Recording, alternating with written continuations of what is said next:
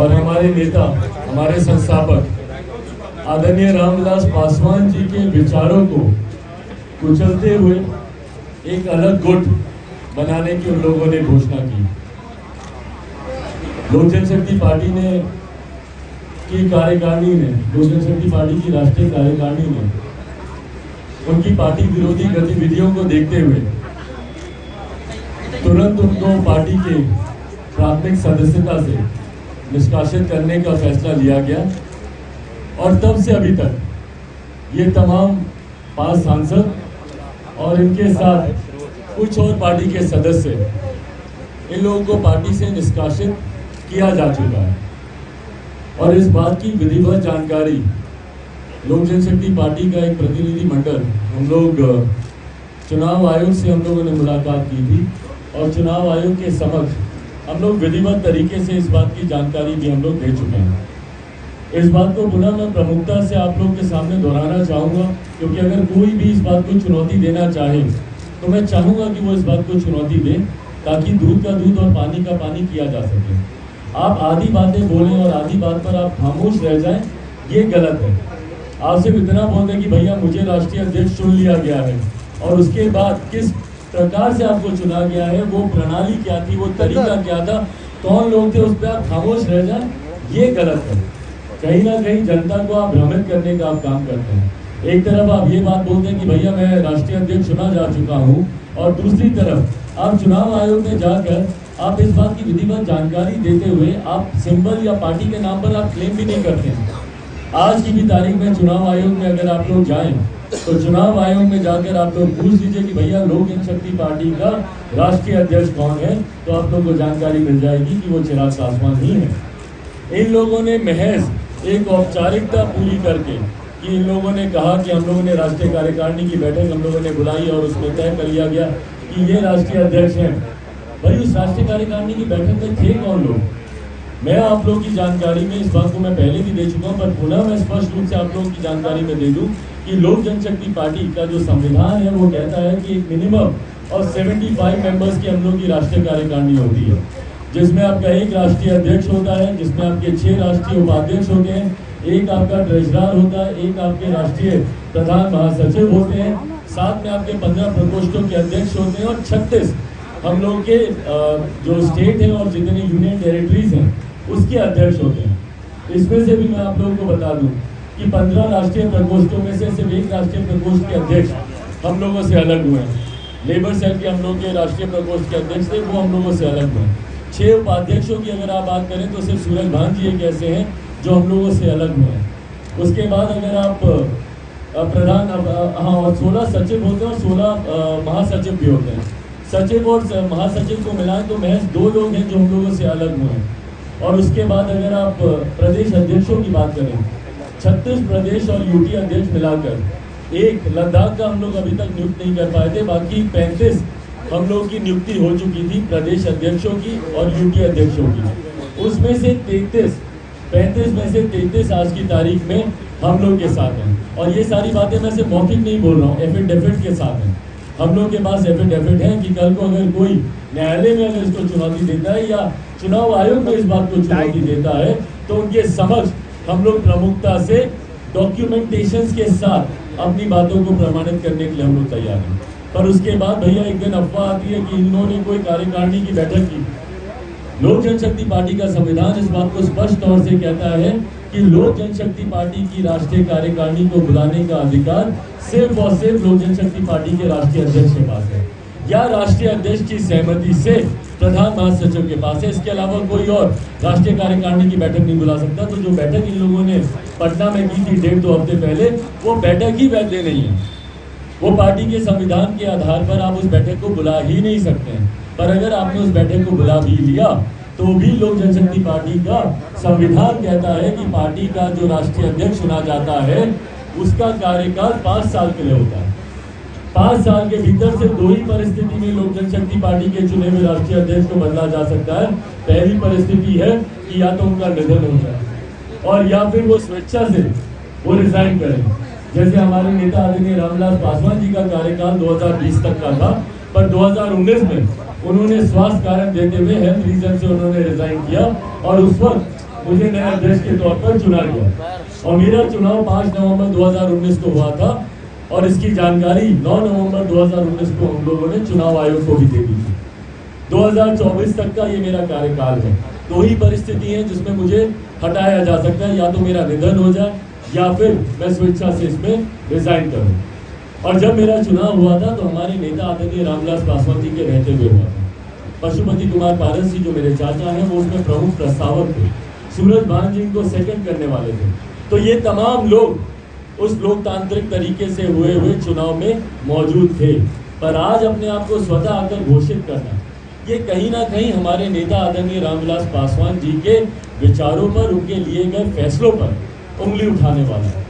और इसीलिए इस बात की चिंता मैंने जाहिर की है कि हर वो फैसला जो हमारे नेता आदरणीय रामविलास पासवान जी के रहते हुए लिया गया, उस फैसले का ये विरोध कर रहे हैं। तो क्या ये विरोध मेरा कर रहे हैं या हमारे नेता आदरणीय रामविलास पासवान जी का विरोध कर रहे हैं?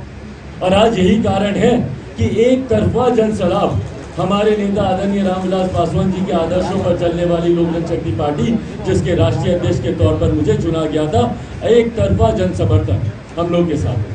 और सबसे पहले इस मंच के माध्यम से मैं तमाम उन लोगों का धन्यवाद करना चाहूँगा, हाजीपुर की जनता का धन्यवाद करना चाहूँगा, बिहार की जनता का धन्यवाद करना चाहूँगा, अपने पार्टी के तमाम पदाधिकारी साथियों का धन्यवाद करना चाहूँगा, हमारे तमाम प्रत्याशियों का धन्यवाद करना चाहूँगा कि जिस तरीके से इन लोगों ने दिन रात मेहनत कर आप मेरे प्रत्याशियों से आप बात कर लें कि भाई इन लोगों ने लोक जनशक्ति पार्टी के सिंबल के तले चुनाव लड़ा था। 137 प्रत्याशियों में से 90% से ज़्यादा प्रत्याशी आज की भी तारीख में हम लोग के साथ खड़े हैं। 130 के आसपास ऐसी संख्या है। और जो लोग आगे पीछे हुए भी थे वो आज नहीं हुए, वो शुरू में ही जब चुनाव हुआ था उसके बाद ही अपनी अपनी व्यक्तिगत महत्वाकांक्षाओं के लिए वो लोग अलग हो गए थे। उसके बाद 90% ना सिर्फ हमारे प्रत्याशी हम लोग के साथ हैं, 95% से ज़्यादा पार्टी के पदाधिकारी, राष्ट्रीय कार्यकारिणी और नेशनल काउंसिल, जिसमें हर प्रदेश के अध्यक्ष, हर प्रदेश की प्रदेश कार्यकारिणी, हमारे देश भर के जिला अध्यक्ष उसमें मौजूद हैं, वो 95% से ज़्यादा आज की तारीख में हम लोग के साथ हैं।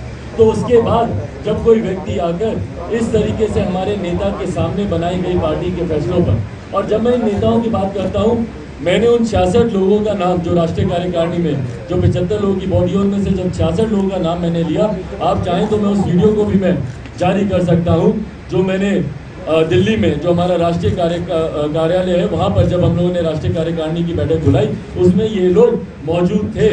ये वो 66 लोग हैं जिनको मेरे पिताजी के रहते हुए ही नियुक्त किया गया था।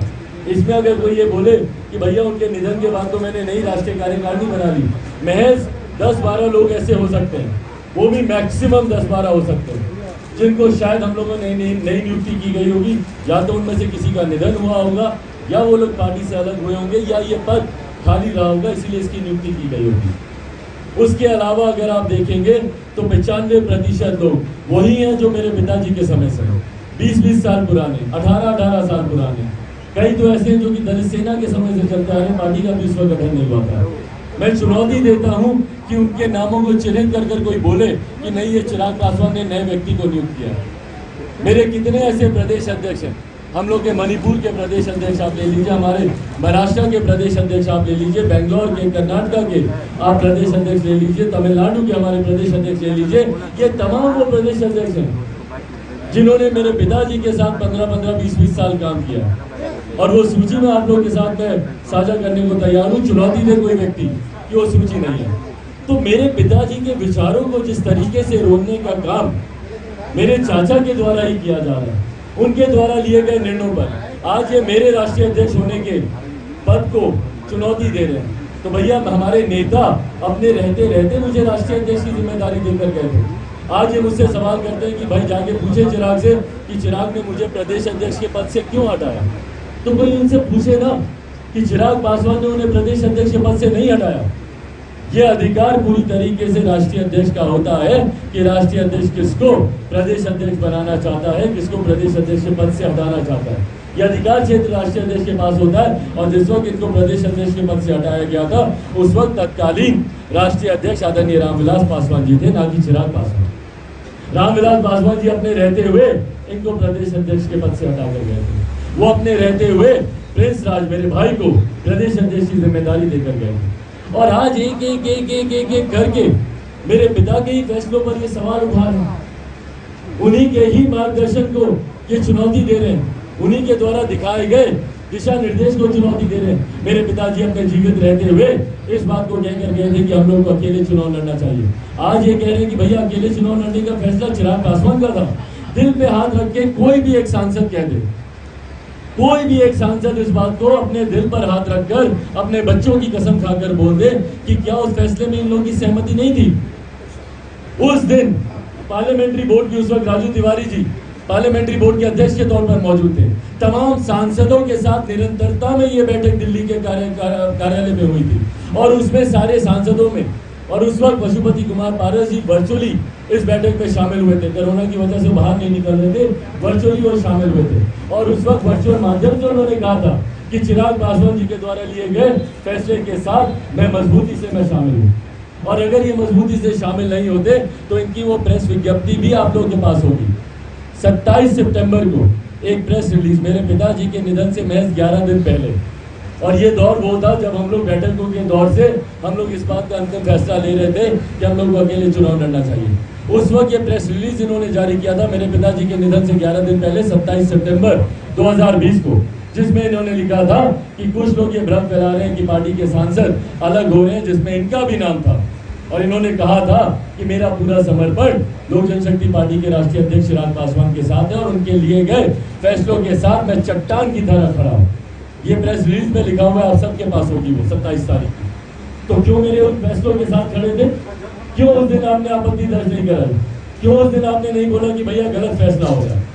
तो ये तमाम फैसले जो मेरे पिताजी के रहते हुए, और मुझे तकलीफ इस बात की है कि भैया आपने चिराग पासवान की पीठ पर खंजर नहीं भोंका, आपने रामविलास पासवान जी की पीठ पर खंजर भोंकने का काम किया। उनके जाने के बाद आज 9 महीना नहीं हुआ, अभी तक 9 महीना नहीं हुआ, साल तो भूल जाइए, उनको गए को अभी 9 महीना नहीं हुआ और आपने अपनी व्यक्तिगत महत्वाकांक्षाओं के लिए उनके परिवार को भी आपने तोड़ने का काम किया और उनकी पार्टी को भी आपने तोड़ने का काम किया। और आज अपनी महत्वाकांक्षाओं के लिए आप किनके साथ खड़े हैं भैया? आप बताएं ना, किनके साथ खड़े हैं? ये वही नीतीश कुमार जी हैं जिन्होंने हमारे पिता को रहते हुए, हमारे नेता, हमारे आदर्श रामविलास पासवान जी के रहते हुए कभी उनको आगे बढ़ने का मौका नहीं दिया। उनकी राजनीतिक हत्या कराने का प्रयास निरंतरता में इन्होंने किया। आज पहली बार इन्होंने हमारी पार्टी तोड़ी है क्या? 2005 में फरवरी में चुनाव हुए थे, उस वक्त हमारे 29 विधायकों को तोड़कर ये ले गए थे। 2005 में 2 बार विधानसभा के चुनाव हुए बिहार में, दूसरी बार जो नवंबर में चुनाव हुए पुनः हमारे सारे जीते हुए विधायकों को तोड़कर ले गए। उस वक्त हमारे पिताजी की तबीयत तब भी खराब थी।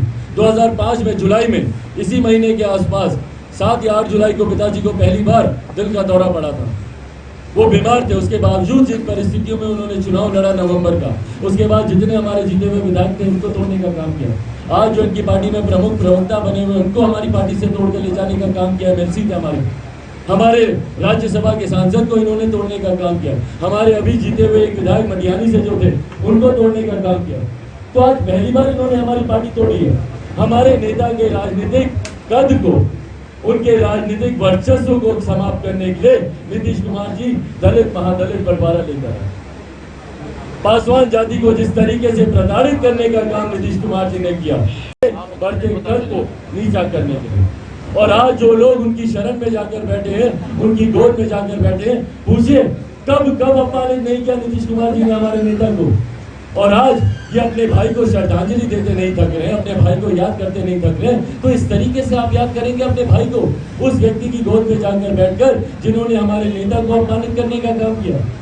आप सब जानते हैं, मीडिया के लोगों ने, आप ही लोगों ने नीतीश कुमार जी से पूछा था जब मेरे पिताजी की तबीयत खराब थी, वो अस्पताल में थे, जब दिन रात देश के प्रधानमंत्री फोन कर उनका हालचाल पूछ रहे थे, देश के राष्ट्रपति मुझसे बात करके उनका हालचाल पूछ रहे थे। देश का शायद ही कोई ऐसा मुख्यमंत्री होगा जिन्होंने उनका हालचाल मुझसे नहीं जाना होगा। शायद ही पक्ष विपक्ष में कोई ऐसा नेता होगा जिन्होंने उनका हालचाल मुझसे नहीं जाना होगा।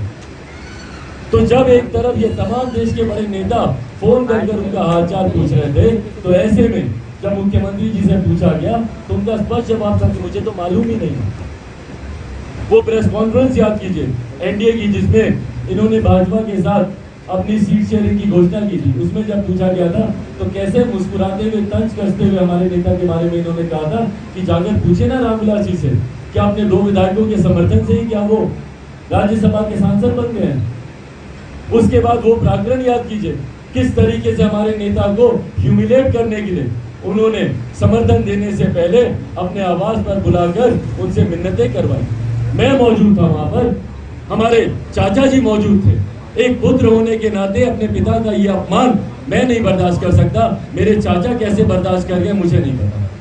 वो दृश्य उन्होंने अपनी आंखों से देखा था और उसके बाद आज वो उन्हीं की गोद में जाकर बैठे हैं जो हमारे नेता को याद तक करना जरूरी नहीं समझते। कल हमारे प्रधानमंत्री ने जिस तरीके से हमारे नेता के बारे में ट्वीट किया, इतने खूबसूरत शब्दों का उन्होंने इस्तेमाल किया उनकी जयंती पर उनको याद करते हुए। देश के गृह मंत्री ने उनको याद करते हुए खूबसूरत शब्दों का इस्तेमाल किया। तो वहीं दूसरी तरफ सत्ता पक्ष के लोगों, विपक्ष के लोगों, हर एक व्यक्ति ने अपने अपने कार्यालय में हो, अपने अपने ट्वीट के माध्यम से हो, प्रेस मीडिया के माध्यम से हो, हमारे नेता को उनकी जयंती पर श्रद्धांजलि देने का काम किया। पर एकमात्र व्यक्ति जिन्होंने और जिनके दल ने हमारे नेता को कल याद करने का काम नहीं किया, उनका नाम है आदरणीय नीतीश कुमार जी। उनके पार्टी के एक नेता को मुझे बता दीजिए जिन्होंने हमारे नेता को याद करने का काम किया। एक ट्वीट बता दीजिए नीतीश कुमार जी को। और ये पहली बार नहीं है, इस तरीके से अपमानित करने का काम पहले भी मुख्यमंत्री करते रहे। पिछले साल भी आप लोगों को याद होगा कि पूरे दिन तक नीतीश कुमार जी ने हमारे नेता को जन्म दिवस की शुभकामनाएं नहीं दी थी। हाल के आखिर में शाम को 8:22 या 23 के आसपास उनका कोई ट्वीट आया था। वो भी जब भारतीय जनता पार्टी, उस वक्त सुशील मोदी जी यहाँ पर उप मुख्यमंत्री थे, उन्होंने जब किया तो उसके बाद उनका ट्वीट आया। तो जिस व्यक्ति ने हमारे नेता को अपमानित करने में कोई कसर नहीं छोड़ी, आज उनके मरने के बाद भी उनको श्रद्धांजलि तक देना वो जरूरी नहीं समझते, तो मेरे चाचा उनकी गोद में जाकर बैठे। आप बताइए, क्या समाज के लोग या बिहार की जनता इस बात को कभी स्वीकार करेगी? क्या इस अपमान को हम लोग कभी स्वीकार करेंगे? हर वो बिहारी जो हमारे नेता के साथ दुख सुख में खड़ा रहा, उनके आदर्शों को लेकर, उनके विचारधारा को लेकर आज भी चलने का काम कर रहा है, भले वो वंचित वर्ग के लोग हों, दलित वर्ग के लोग हों, पिछड़ा वर्ग के लोग हों, शोषित गरीब ऐसे जो कि आज भी आजादी के 70 साल के बाद भी पंक्ति में अंतिम पायदान पर खड़े हैं। हर वो व्यक्ति जो हमारे नेता को अपना आदर्श मानता है, क्या वो लोग इस बात को माफ करेंगे?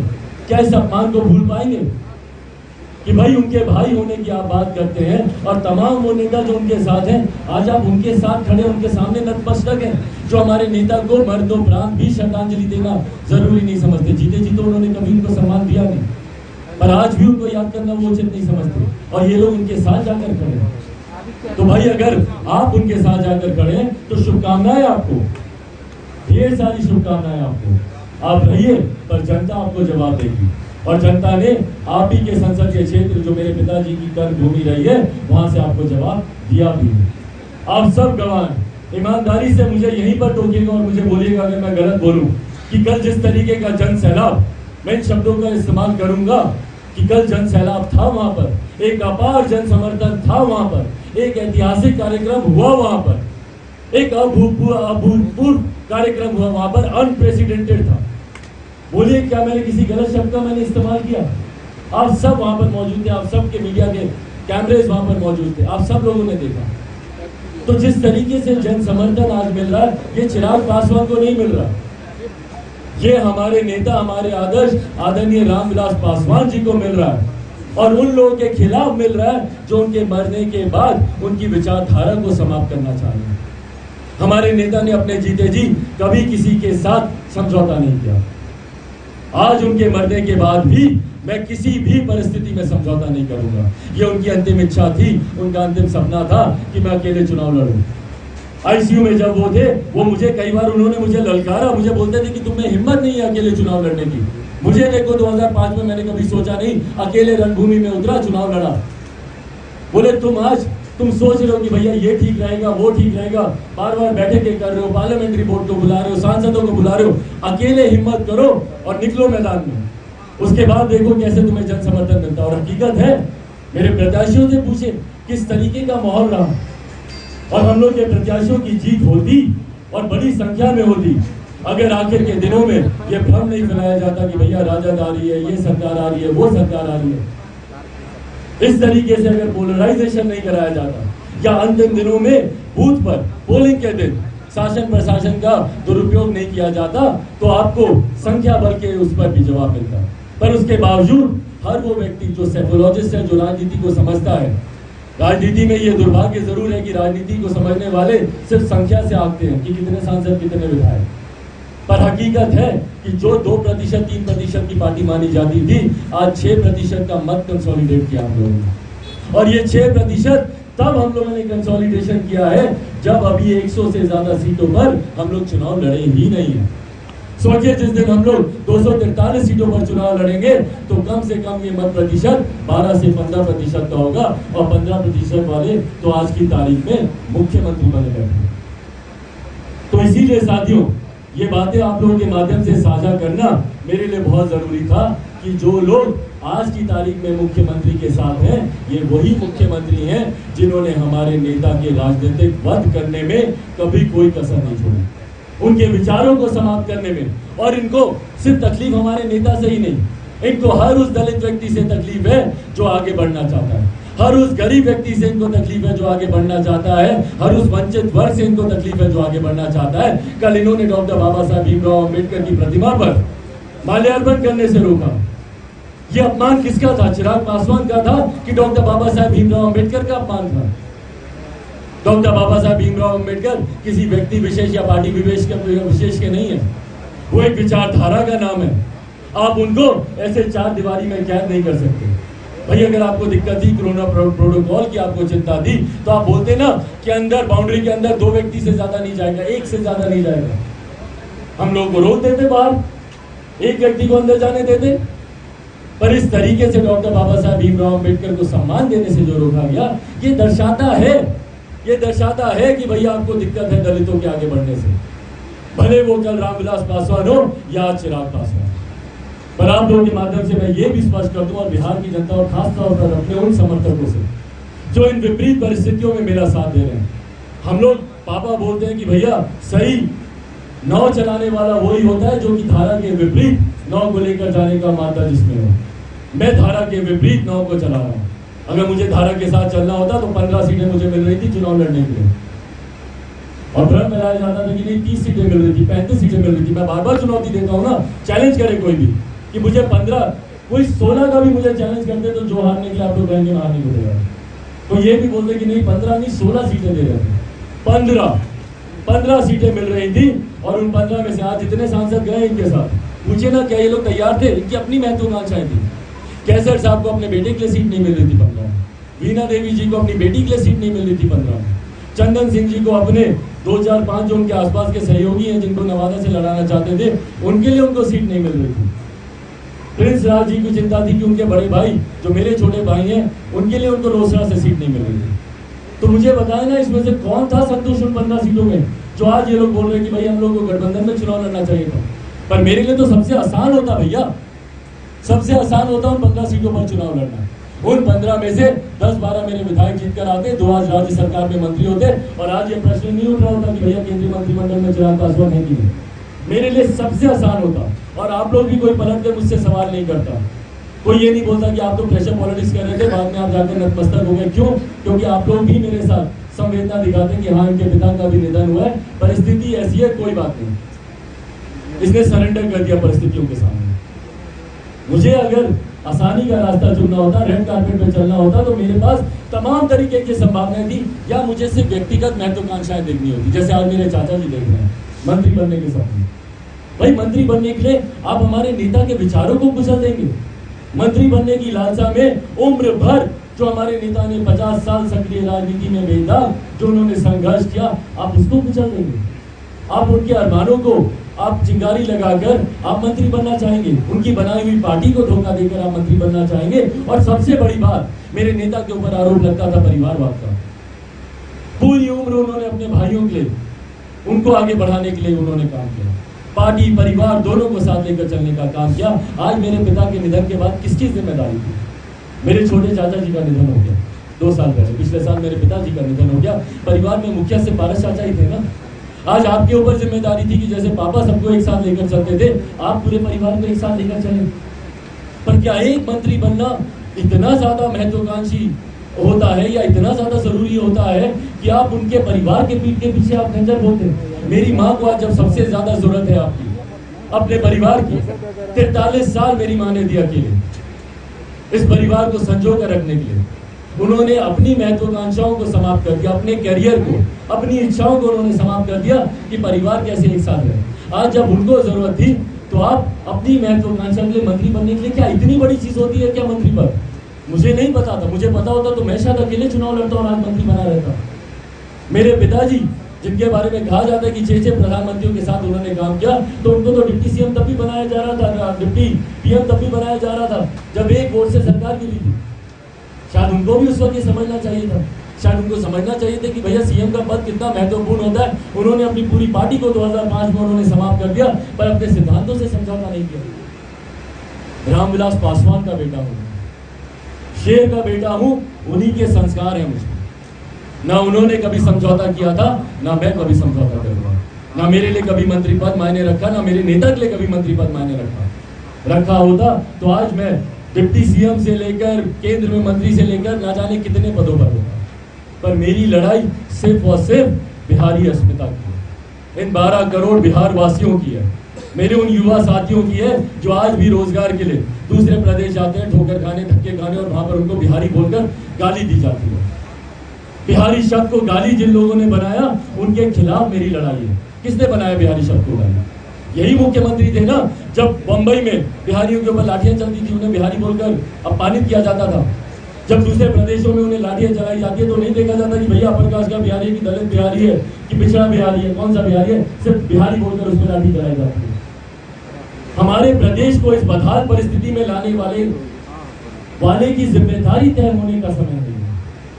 हमारे मुख्यमंत्री जो विकास पुरुष अपने आप को कहना नापसंद करते हैं, इनकी विकास गाथा में क्या एक ऐसा अस्पताल नहीं बना जहां पे मेरे मुख्यमंत्री अपने कैटरैक्ट का ऑपरेशन करा लें?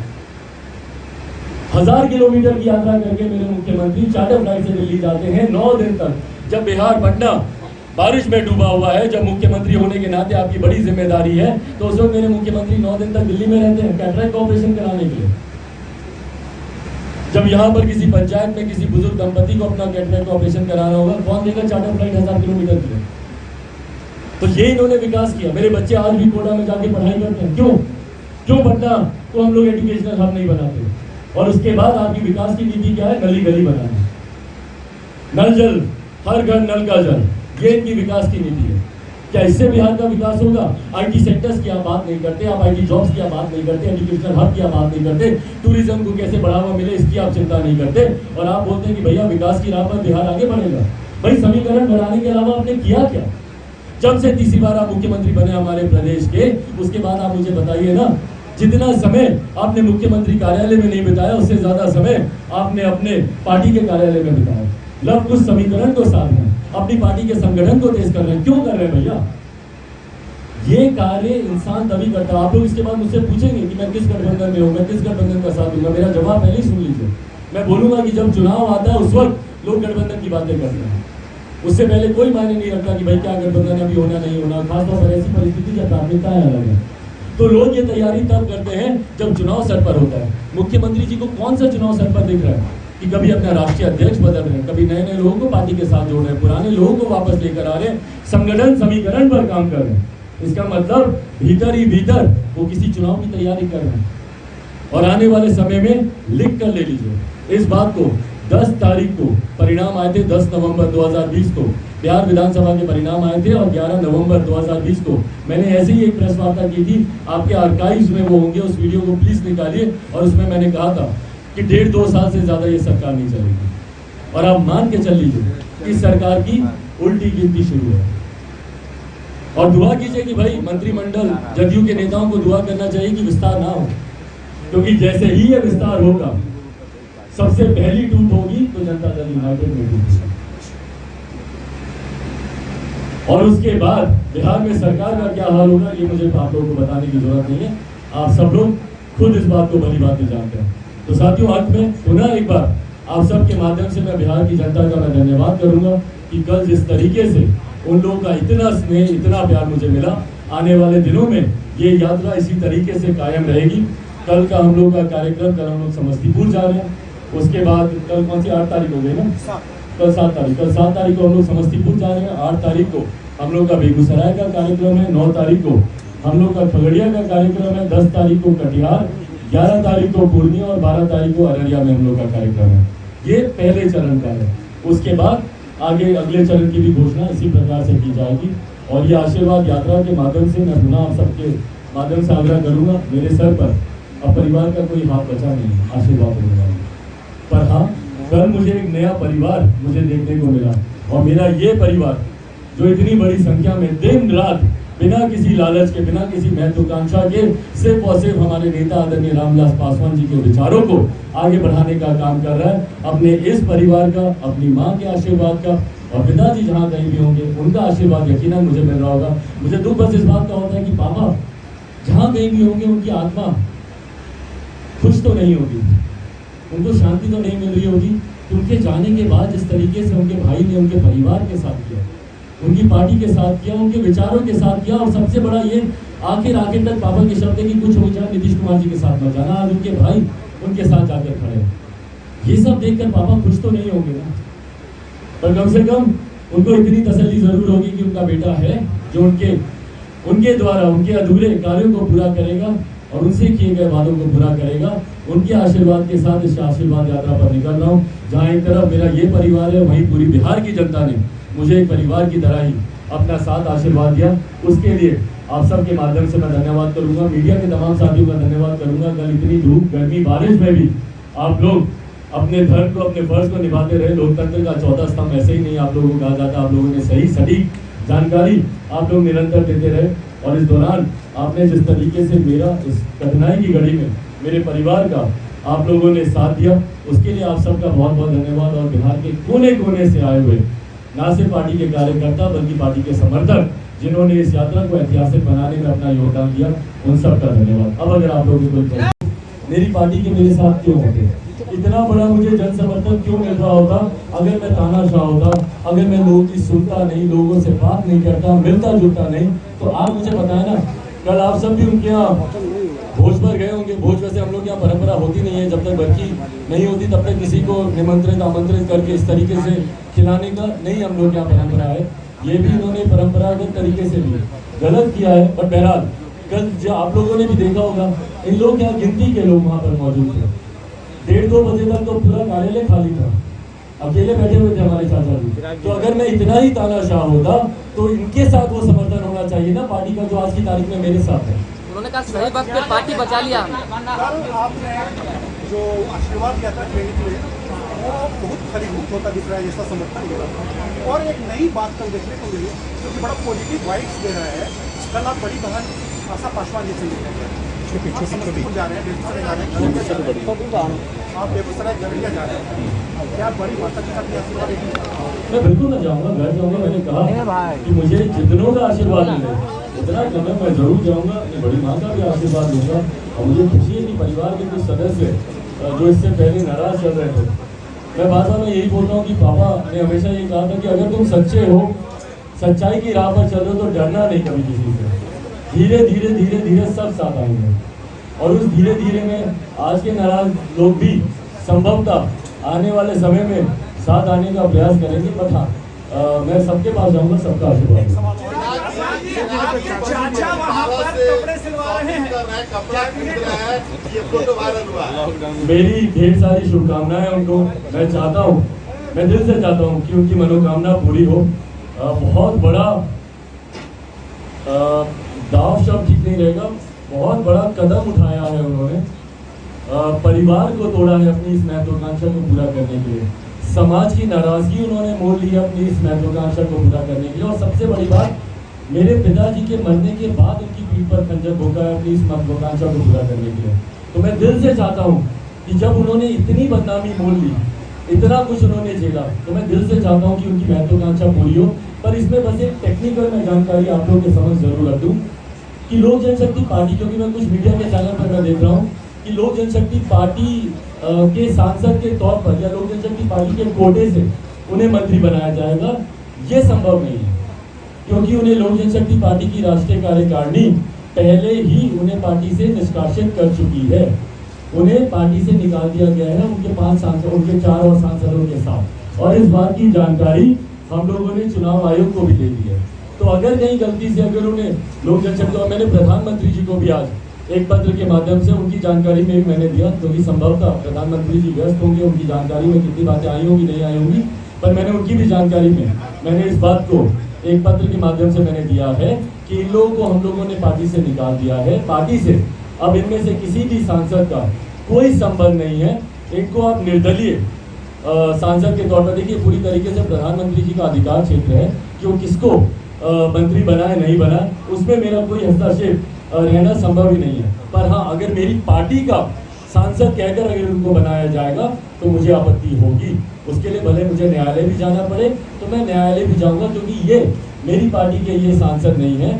और पार्टी के सांसद होने के नाते गठबंधन दल की परंपरा हमेशा ये कहती है कि अगर किसी अपने सहयोगी से पार्टी से सांसद को मंत्री बनाना है तो आप उस पार्टी के राष्ट्रीय अध्यक्ष से आप एक बार चर्चा जरूर करते हैं। 2014 में भी ये चर्चा हमारे तत्कालीन राष्ट्रीय अध्यक्ष रामविलास पासवान जी से की गई थी। 19 में भी ये चर्चा हमारे राष्ट्रीय अध्यक्ष रामविलास पासवान जी से की गई थी। और आज की तारीख में भी अगर किसी को संदेह है कि लोक जनशक्ति पार्टी किसकी है, पार्टी का नाम किसका है या सिंबल किसके पास है, तो मैं इस बात को स्पष्ट कह दूं कि कृपा करके चुनाव आयोग जाएं उसमें जाकर, क्योंकि इन लोगों ने सिर्फ वहां पर इस बात को बोला है कि भैया मैं अब राष्ट्रीय अध्यक्ष बन गया। भैया सिंबल पे आप क्लेम करेंगे कि नहीं करेंगे? आप बोलेंगे ना कि भाई पार्टी मेरे नाम पर आप कीजिए, पर वो हिम्मत ही नहीं है। इनको पता है कि इनके पास राष्ट्रीय कार्यकारिणी का समर्थन नहीं है। इनको पता है कि 95% पार्टी आज की तारीख में मेरे साथ है। 66 राष्ट्रीय कार्यकारिणी के सदस्यों का, और जो राष्ट्रीय कार्यकारिणी की गलत बैठक इन्होंने बुलाई वो भी मैं आपको बता दूं कि हमारी पार्टी का संविधान कहता है कि राष्ट्रीय कार्यकारिणी की बैठक बुलाने के लिए मिनिमम ऑफ 30 मेंबर्स का कोरम होना चाहिए कंप्लीट करने के लिए। कोरम को कंप्लीट करने के लिए 30 सदस्यों की मौजूदगी अनिवार्य है। आप बताएं ना कि भैया बंद कमरे में जो आपने बैठक की कितने लोग थे आपके पास और कौन लोग थे वो? तो इसीलिए चुनाव आयोग ने भी आज की तारीख में राष्ट्रीय अध्यक्ष चिराग पासवान है। तो अगर लोक जनशक्ति पार्टी के कोटे से इनको मंत्री बनाया जाएगा तो हमारी आपत्ति होगी, हमारा ऐतराज होगा, और उसके लिए हम लोग को न्यायालय भी जाना पड़े तो हम लोग जाएंगे। स्वतंत्र सांसद के तौर पर आप इनको मंत्री बनाए, मुझे कोई दिक्कत नहीं है। आप इनको जनता दल यूनाइटेड ज्वाइन करा लें, जनता दल यूनाइटेड की सदस्यता ग्रहण कर लें, उस कोटे से मंत्री बनाए, कोई दिक्कत नहीं है। पर जदयू से कोई भी मंत्री बनेगा तो जदयू में टूट पड़ती है, ये मैं आपको वादे से कह रहा हूं। बीजेपी और मोदी से चिराग जी कल आपने अपना यात्रा निकाला था तो लोजपा ऑफिस के दौरान नहीं गए थे, आप पूरा बेली रोड पे गए थे। मैं अपनी खुशी से थोड़ी गया था, मुझे तो अनुमति नहीं दी है बहुत सी जगहों पे जाने की। मुझे अपने प्रदेश में तुम यहाँ नहीं जा सकते, तुम वहाँ नहीं जा सकते, तुम इनको माल्यार्पण नहीं कर सकते। मुझे तो दुनिया भर के मेरे ऊपर रिस्ट्रिक्शन राज्य सरकार और प्रशासन द्वारा लगाए गए हैं। भाई मैं अपने आदर्श, जब मैं डॉक्टर बाबा साहब भीमराव अम्बेडकर की प्रतिमा में माल्यार्पण ही नहीं कर सकता, शुक्र मनाइए कि इन्होंने इस बात की पाबंदी नहीं लगाई कि मैं अपने नेता का भी माल्यार्पण नहीं कर सकता। कल को मुझे लगता है कि प्रतिमा भी, और इस बात का हम लोगों ने आग्रह किया है कि हमारे नेता की प्रतिमा, मैंने प्रधानमंत्री जी को भी एक पत्र, हम लोग की 20 तारीख को राष्ट्रीय कार्यकारिणी की जो बैठक हुई थी उसमें जो प्रस्ताव पारित हुआ था, तो उसमें हम लोगों ने मांग की है कि हमारे नेता आदरणीय रामविलास पासवान जी को भारत रत्न दिया जाए। उनकी एक प्रतिमा पटना में कहीं पर भी एक भव्य उनकी प्रतिमा, आदमकद बोलते हैं जो पूरी फुल फ्लेश प्रतिमा होती है, उसको यहाँ पर स्थापित किया जाए। और साथ ही में मैं इस बात का भी आग्रह करूंगा, भैया मुझे चिंता है कि जब हम लोग भारत रत्न की जब हम लोग बात करते हैं, इतिहास में भी कितने ऐसे बिहार से महापुरुष गए। भैया अब तो डबल इंजन की सरकार चल रही है ना नीतीश कुमार जी, तो क्यों नहीं उनको भारत रत्न मिलने का काम किया गया? श्री बाबू यहाँ से थे, उनको क्यों नहीं अभी तक आपने भारत रत्न दिलवाने का काम किया? कर्पूरी ठाकुर यहाँ पर थे, उनको क्यों नहीं आपने भारत रत्न दिलवाने का काम किया? आज जो लोग तुरंत खड़े होते हैं कि भैया रामविलास पासवान जी को मिले, नजर आपकी रामविलास पासवान जी के वोट बैंक पर है। आपको चिंता है कि भैया वो हमसे नाराज ना हो जाए, इसलिए जो आप ये राजनीति करते हैं। पर इस राजनीति में पूछिए ना कि आपके सहयोगी जिनके साथ आप जाकर खड़े हुए हैं, क्या वो आपके साथ हैं? उन्होंने जिस नेता को भारत रत्न देने की आप बात कर रहे हैं, जो मेरे चाचा जी ने भी कहीं ना कहीं हम लोग की बात में समर्थन करते हुए कहा है, तो पूछिए कि क्या नीतीश कुमार जी इस बात का समर्थन करते हैं? वो तो हमारे नेता की जयंती पर उनको श्रद्धांजलि तक देना जरूरी नहीं समझते। चिराग जी बीजेपी और नरेंद्र मोदी देखिए, मैं सबका धन्यवाद करता हूँ जिन्होंने मुझे अपने साथ आने का निमंत्रण दिया। पर आज की तारीख में मेरी प्राथमिकता अलग है। जहाँ एक तरफ मेरी प्राथमिकता इस आशीर्वाद यात्रा को इसी तरीके से मजबूती से आगे बढ़ाकर प्रदेश भर के लोगों का आशीर्वाद देने की है, तो वहीं अभी जैसा मैंने कहा कोई चुनाव नहीं है, कोई गठबंधन की चर्चा अभी करना उचित नहीं है। जब चुनाव सर पर आएंगे उस वक्त गठबंधन का क्या स्वरूप होगा उस वक्त बैठकर पार्टी के तमाम आपने कहा कि हमारे बच्चे कोटा जाकर पढ़ते हैं, पटना में क्यों नहीं पढ़ते? अभी ST-ET वाले अभ्यर्थी बहुत पिटाई खा रहे हैं, ST-ET के बच्चे अभ्यर्थी बहुत पिटाई खा रहे हैं सड़कों पर, इस पर क्या कहेगा? देखिए, यकीनन यही तो मेरे प्रश्न है। मैंने बिहार बस बिहारी बस में आज की तारीख में देख लीजिए, जो रोजगार मांगने जाता है उस पर लाठी चलाई जाती है। यहाँ पर हमारे छात्रों की हालत देख लीजिए, भाई गजब प्रदेश है हमारा, सालों साल तक यहाँ पर रिजल्ट ही नहीं आते। तो उसमें अगर आप इन सारी चीजों पर अगर आप ध्यान नहीं देंगे, यही कारण है कि हमारे बच्चे कोटा जाते हैं, दिल्ली जाते हैं, मुंबई जाते हैं और वहीं जाकर, और मेरे लिए चिंता का विषय आने वाले दिनों में हमारा प्रदेश, आज जो हमारी ताकत है कि भैया युवा प्रदेश है, आने वाले दिनों में हमारा प्रदेश एक बुजुर्ग प्रदेश बनकर रह जाएगा। यहाँ से हमारे बच्चे बाहर जाते हैं शिक्षा करने के लिए, वहीं पर फिर उसके बाद काम करने लगते हैं, वहीं पर घर खरीद के रहते हैं, वहीं पर शादी करते हैं, बच्चे पैदा करते हैं और उसके बाद पूरी जिंदगी वहीं पर बिता लेते हैं। और अंत में जब माता पिता की तबीयत यहाँ पर खराब होती है तो अपने गाँव आते हैं, वो भी अगर कोई समय पर पहुँच पाए। एक सक्षम परिवार आप लोग मुझे बता दीजिए ना अपने परिचितों में से भी, जो थोड़ा भी सक्षम हो, वो सबसे पहले अपने बच्चे बच्ची को दूसरे प्रदेश भेजता है शिक्षा के लिए, रोजगार के लिए। तो इन विषयों पर चर्चा करने की जरूरत है, पर हमारे मुख्यमंत्री करते नहीं है ना। तकलीफ इस बात की है, पार्लियामेंट की कहती है उसके अनुसार वो काम करेंगे। लेकिन जब लोकसभा अध्यक्ष यकीनन जो 200 पार्टियों के अध्यक्ष होते हैं लोकसभा में, हर पार्टी का संविधान वो जाने ये जरूरी नहीं है। मेरे पार्टी का संविधान ये कहता है, मेरे पार्टी के संविधान में क्लियरली इस बात को लिखा हुआ है कि any activity taking place in the parliament or in the assembly will be decided by the central parliamentary board। मेरे पार्टी को ये अधिकार है इस बात को चुनने का, और ये बात पार्लियामेंट की रूल बुक भी कहती है। अपेंडिक्स 4 का सब क्लॉज 2F अगर आप देखेंगे पार्लियामेंट की रूल बुक का, तो उसमें लीडर की डेफिनेशन दी हुई है, जो कि क्लियरली ये कहती है कि leader is a person chosen by the party.